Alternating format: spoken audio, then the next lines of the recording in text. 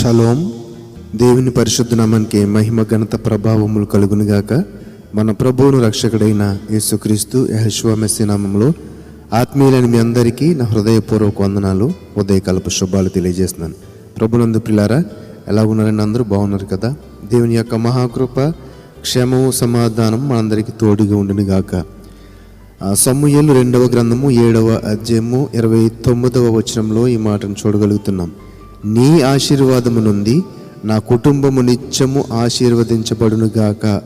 నీ ఆశీర్వాదము నుండి నా కుటుంబము నిత్యము ఆశీర్వదింపబడునుగాక. ఈ యొక్క మాటలో ఒక చక్కని అద్భుతమైన ఆశీర్వాద వచనము.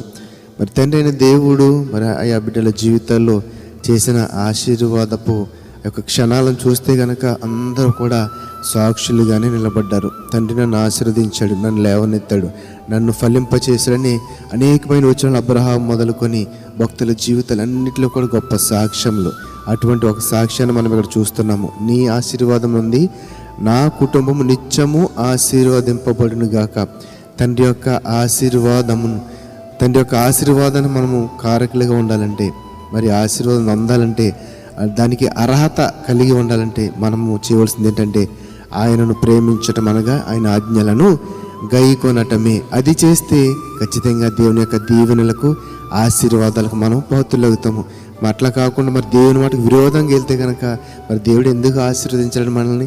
కాబట్టి ఇంకా ఎవరైనా దేవుని యొక్క ఆశీర్వాదం కొరకు, మేలు కొరకు ఎదురు చూస్తుంటే కనుక మనము చేయవలసిన పని ఏంటంటే ఆయన ఆజ్ఞలకు లోబడటము. ఆయన వాక్యమునకు లోబడి, నాయన నీ చిత్తమునకు తల ఉంచుతున్నాను, నీ ఆజ్ఞల క్రమమున, నీ ఆజ్ఞల చొప్పున నేను నడుస్తాను తండ్రి, వాక్యానుసారంగా జీవిస్తాను నాయన. నా జీవితంలో ఈ కొదువు ఉంది, లోటు ఉంది, తీర్చి ప్రభువు నాకు సమాధానం దయచేయండి అని అడిగితే కనుక ఖచ్చితంగా దేవుని యొక్క ఆశీర్వాదమును మనము పాత్రులవుతాం. కాబట్టి ఈరోజే ఇంకా ఎన్నో సంవత్సరాలుగా మనం పొందుకోలేని, మీరు పొందుకోలేని ఆ యొక్క గొప్ప మేలుని కొరకు మీరు ఎదురు చూసినట్లయితే దేవుని సందులో ఆయన పాదాల చెంత మోకరిల్లి అడిగితే కనుక ఖచ్చితంగా తండ్రి అయిన దేవుని యొక్క ఆశీర్వాదం మనము పొందగలుగుతాము. మొదటి దినవృత్తాంతముల గ్రంథము 17వ అధ్యాయం 27వ వచనం చూస్తే, యెహోవా నీవు ఆశీర్వదించిన ఎడల అది ఎన్నటికి ఆశీర్వదించబడి ఉండును. ఒక్కసారి తండ్రి అయిన దేవుని యొక్క ఆశీర్వాదము నొందితేనంటండి అది ఎన్నటికి, అంటే శాశ్వతము, నిత్యము ఆ యొక్క ఆశీర్వాదము మనము పొందగలుగుతాము. ఆశీర్వాదానికి మనము అర్హులుగా ఉండగలుగుతాం. కాబట్టి ఒక్కసారి దేవుని యొక్క ఆశీర్వాదమునకు మనం చోటిస్తే గనక, ఆయన మనల్ని దర్శించే అవకాశం ఇస్తే గనక, ఆయన వచ్చి మన యొక్క తలంపులను తీర్చే అవకాశం ఇస్తే గనక, అనగా ఆయనను ప్రేమిస్తే గనక, ఆయన అడిగితే కనుక అది ఎన్నటికి శాశ్వతమైన, నిత్యమైన ఆశీర్వాదముగా ఉండునని భక్తులు మరి ఇక్కడ మాట్లాడుచున్నారు. అలాగే 115వ కీర్తన 12వ వచనం అంటాడు కదా, యెహోవా మమ్మను మర్చిపోలేదు, ఆయన మమ్మను ఆశీర్వదించును. మనం అడుగుచుంటే మరి అడిగి వదిలేసిన ఆయన మర్చిపోయే దేవుడండి. మన హృదయ తలంపులు ఆయనకి తెలుసు.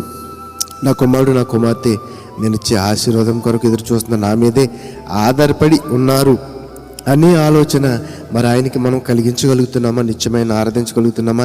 ఆయన అడుగుచున్నామా? ఇక్కడ చెప్తున్న మాట అదే, యెహోవా మమ్మను మర్చిపోలేదు, ఆయన మమ్మను ఆశీర్వదించును. ఇప్పటికైనా ఇటువంటి సాక్ష్యము చెప్పగలిగే స్థితిలో మనం ఉంటే కనుక పరలోకమందున తండ్రి అయిన దూతల సమూహం ఎంతో సంతోషించి మరి మన కొరకు ఆ యొక్క పరలోక రాజ్యంలో విందు జరుగుతుందని మనము గ్రహించాలంటే మన యొక్క ఆశీర్వాదాన్ని బట్టి, ఆయన పొందే ఘనతను బట్టి అక్కడ కూడా మనం ఇందులో పాల్గొనవచ్చు. కాబట్టి నా ప్రియమైన సహోదరి సహోదరులారా, నీ ఆశీర్వాదం నుండి నా కుటుంబం నిత్యము ఆశీర్వదింపబడును గాక అని చెప్పగలిగే వారముగా మనం అందరం ఉందాము. అటువంటి కృప తండ్రి అయిన దేవుడు మనందరికీ దయచేయను గాక. ఆమేన్. పరిశుద్ధుడా, మహోన్నతుడా, మమ్మల్ని కన్న తండ్రి, నీ పరిశుద్ధమైన ఘనమైన నామానికి వందనాలు, స్తుతులు, స్తోత్రాలు. నాయన, ఈ వాక్యంలో ఉన్న బిడ్డలు ఎంతమంది అయితే నీ ఆశీర్వాదము కొరకు, నీ మేలు కొరకు ఎదురు చూస్తున్నారో వారందరికీ సమృద్ధిగా దయచేయండి.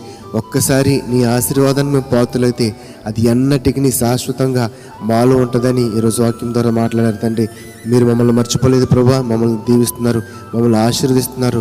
నిత్య జీవితంలో ఎన్నోసార్లు తండ్రి ప్రభా సంతోషము, సమాధానము, క్షేమము, ఆరోగ్యము దయచేస్తూ మమ్మల్ని కాచి కాపాడుతున్నందుకే నిన్ను మనసుతో నీకు కృతజ్ఞతాస్తుతులు తెలియజేస్తూ నజరేయుడైన యెహోషువ మెస్సీ నామములో ప్రార్థన అడిగి వేడుకొనిచున్నాము తండ్రి. ఆమేన్, ఆమేన్. షలోం. అందరికీ వందనాలు.